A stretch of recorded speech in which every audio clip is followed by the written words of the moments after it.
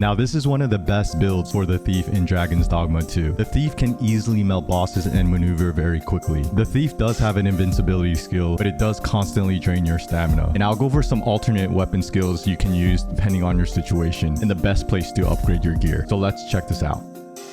So first I'm going to show you destroying this dragon. And the Thief can easily destroy dragons and any other bosses due to its quick attacks and high damage outputs. Now one drawback for the Thief is that it has trouble with flying enemies if you don't have a certain weapon skill. But I'll go over an alternate skill where you can easily handle flying enemies without relying on your pawns. And I'll go over everything in more details in their dedicated sections.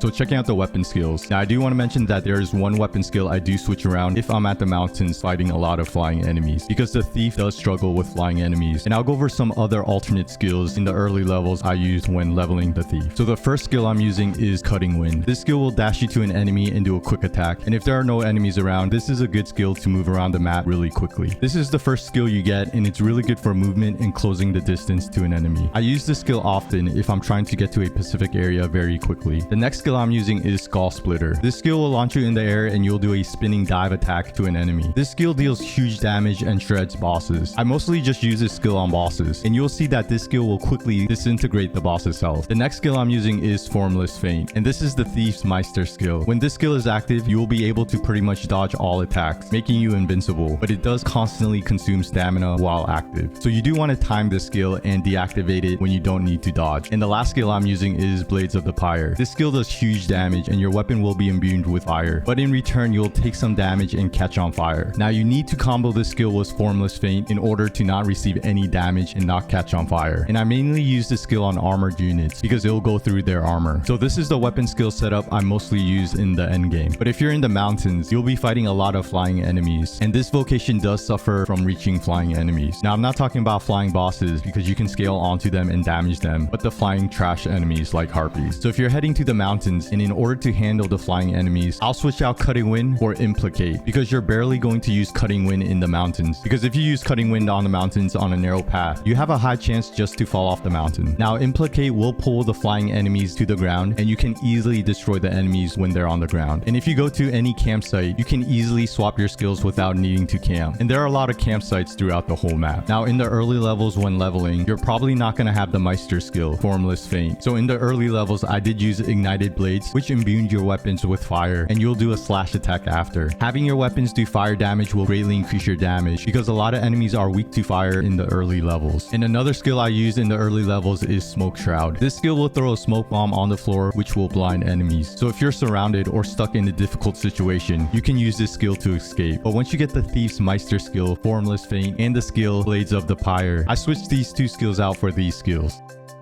Next for the core skills. Now the Thief has some good core skills, but most are just really situational. So Scarlet Kisses is an okay move to use when the bosses are staggered, but it does lock you in place, and with the Thief I like to always move around. Now the core skill Controlled Fall is a really good skill to instantly get back up when you get knocked down, but be aware that you do have to time this skill. Bump and Lift will have a small chance to steal an item when using your carve attack, and Footpad, which I rarely use, but this skill will allow you to kick off a wall if you need to quickly change directions.